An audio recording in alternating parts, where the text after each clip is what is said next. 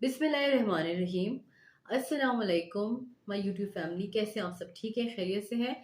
मेरा नाम है डॉक्टर इरम वाजिद और मैं गनी प्रॉब्लम्स के प्लेटफॉर्म से आज आपके साथ डिस्कस करूंगी कि नॉर्मल डिलीवरी के लिए क्या किस्म की इक़दामात करनी चाहिए, यानी नॉर्मल डिलीवरी जो है किस सूरत हाल में पॉसिबल है। अक्सर हमारे पास क्लिनिक में पेशेंट्स आते हैं और पूछते हैं कि डॉक्टर क्या मेरी नॉर्मल डिलीवरी हो सकती है? तो किन ख़वातीन के लिए नॉर्मल डिलीवरी जो है वो पॉसिबल है, आज हम उस बातों पे डिस्कस करेंगे। तो सबसे पहले आ जाता है कि किसी भी खातून का हाइट और वेट, कद बहुत मायने रखता है। अगर किसी खातून की हाइट 145 सेंटीमीटर से कम है, तो ज़ाहिर सी बात है हाइट की मुनासिबत से उसका पेल्विस भी छोटा होगा, यानी कॉन्ट्रैक्टेड पेल्विस होगा। इन कंडीशंस में थोड़ा-सा नॉर्मल डिलीवरी जो है रिस्की हो सकता है। और कोशिश करें कि नॉर्मल डिलीवरी के साथ आप सेफ डिलीवरी के बारे में भी सोचें कि आपकी जो डॉक्टर है वो आपकी नॉर्मल डिलीवरी भी करे, लेकिन साथ में आपकी और आपके बच्चे की सेफ्टी का भी ख्याल करें। दूसरा आ जाता है वेट। वेट का बहुत ज़्यादा अहम किरदार है नॉर्मल डिलीवरी के लिए। अगर कोई फीमेल प्रेगनेंसी के दौरान 20 से 25 केजी वेट गेन करती है, तो ये एक एबनॉर्मल वेट गेन है, यानी ये वेट गेन सही नहीं है।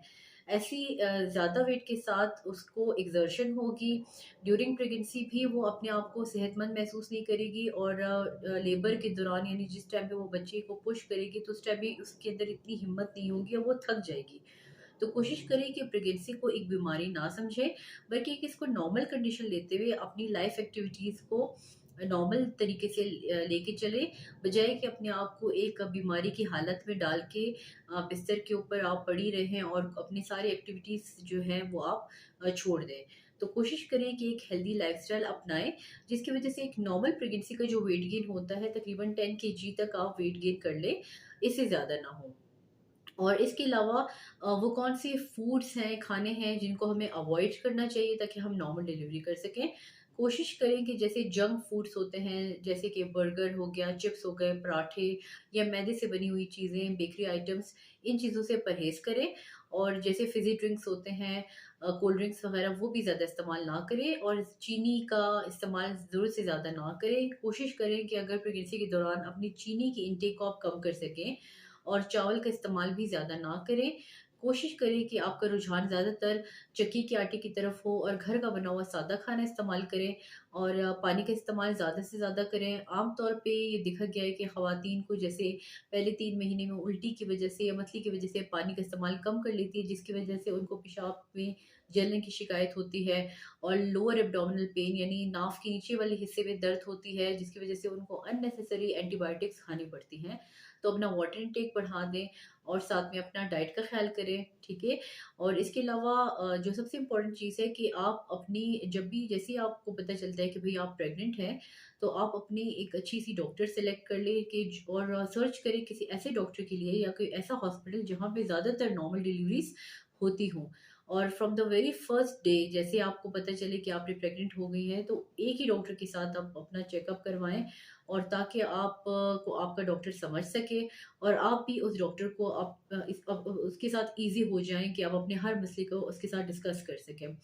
उसके बाद एक तो एंटीनेटल विज़िट से जो सबसे इम्पोर्टेंट है कि आपके जो बेसिक टेस्ट होते हैं, जैसे कि आपका ब्लड लेवल, एचबी लेवल कैसा है, खून की कमी तो नहीं है, क्योंकि अगर माँ के अंदर खून की कमी होगी तो ज़ाहिर-सी बात है बच्चे के अंदर भी खून की कमी होगी, और ऐसे बच्चे थोड़ा-सा इनका प्रेगनेंसी जो प्रोग्नोसिस है, आउटकम है प्रेगनेंसी का, वो अच्छा नहीं होता।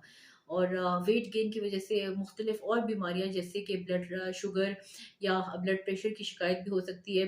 तो गेस्टेशनल डायबिटीज़ या प्रेगनेंसी इंड्यूस्ड हाइपरटेंशन, ऐसे केसेस जो है वो हाई रिस्क प्रेगनेंसी केसेस कहलाते हैं, जिनको हम नॉर्मल डिलीवरी के बजाय हम सिज़ेरियन की तरफ हम ज़्यादा उन पेशेंट्स का लेके जाते हैं, बिकॉज़ आम तौर पे ऐसे जो पेशेंट्स होते हैं वो डिलीवरी के टाइम पे उनको खुदा न ख़ास्ता जो है झटके पड़ सकते हैं, जैसे एक्लाम्शिया और इस तरह की कंडीशंस हो सकती हैं। तो कोशिश करें कि अपनी इन चीज़ों को कंट्रोल करें, और डाइट के थ्रू और हेल्दी लाइफ़स्टाइल के थ्रू, और अगर आपको पहले से शुगर है तो अपनी डॉक्टर से मतलब रेगुलर चेकअप्स के ज़रिए अपने शुगर को कंट्रोल करें, अपने ब्लड प्रेशर को कंट्रोल करें। इसके अलावा कोशिश करें कि जैसे ही आपका जैसे 9th मंथ स्टार्ट होता है, मैं अपने पेशेंट्स को एडवाइस करती हूँ कि जैसे ही आपका 9वाँ महीना शुरू हो जाए, तो आप वॉक शुरू करें। जैसे पहले हफ्ते में आधा घंटा, फिर दूसरे हफ्ते में 1 घंटा, तीसरे हफ्ते में डेढ़ घंटा और आखिरी हफ्ते में तकरीबन 2 घंटे आप वॉक करें। इस तरह ग्रेजुअली आप अपना स्टैमिना बिल्ड करते हैं और आपके जो लेग मसल्स हैं वो स्ट्रॉन्ग होते हैं, आपका पेल्विस अच्छा होता है, आपका जो बच्चे की जो पोज़ीशन होती है वो आपके पेल्विस के अकॉर्डिंगली जो है वो उसके अंदर बच्चा जो है फिट होना शुरू हो जाता है और नीचे की तरफ जो है वो मूव करना शुरू हो जाता है, जिसकी वजह से नॉर्मल डिलीवरी ईज़ी हो जाती है। और जो नॉर्मल डिलीवरी के लिए जो सबसे इम्पोर्टेंट है कि पेन्स का आना, जो दर्दों का आना, जिसे हम कहते हैं कि बच्चे की दर्दें आ रही हैं, तो वो किस तरह आती है कि जब सर्विक्स के ऊपर जो बचतानी का मुँह होता है, उसके ऊपर जब बच्चे के हेड की तरफ से प्रेशर पड़ता है। तो ये प्रेशर उसी वक़्त पड़ सकता है जब वो औरत जो है वो एक्टिव होगी ड्यूरिंग उसकी अपनी प्रेगनेंसी के और वो वॉक करेगी। तो 9th मंथ से जैसे ही वो ग्रेजुअली वॉक करना अपना स्टार्ट करती है, तो बच्चे का हेड जो है उसका प्रेशर आता है बचताने के मुँह के ऊपर, सर्विक्स के ऊपर और सिग्नल्स पास होते हैं जिसकी वज़ह से सर्विक्स की डायलेशन स्टार्ट हो जाती है, इफ़ेसमेंट स्टार्ट होती है और जो कि जो लेबर पेन्स को प्रमोट करती है।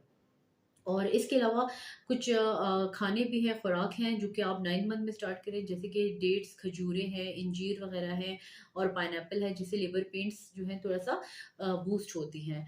तो कोशिश करें कि मेरी इन बातों को अपने ज़हन में रखें। इंशाल्लाह जब भी आप प्रेग्नेंट होती एक्सपेक्ट करती हैं और इन बातों का ख़्याल रखते हुए आप कहिए कि नॉर्मल डिलीवरी का चांस बढ़ जाएगा और सिज़ेरियन जो है नो डाउट ये एक नेमत है, लेकिन सिज़ेरियन उन्हीं कंडीशंस में करनी चाहिए जब कोई कॉम्प्लिकेशन हो या नॉर्मल डिलीवरी पॉसिबल ना हो। क्योंकि अननेसेसरीली जो सिज़ेरियन रेट्स बढ़ जाते हैं, इससे ना सिर्फ़ जो पेशेंट के ऊपर जो फाइनेंशियल बर्डन पड़ता है इसकी हॉस्पिटल स्टे बढ़ जाता है, बल्कि उसका जो है नेक्स्ट बेबी जो होगा उसकी कॉम्प्लिकेशंस भी बढ़ सकती हैं।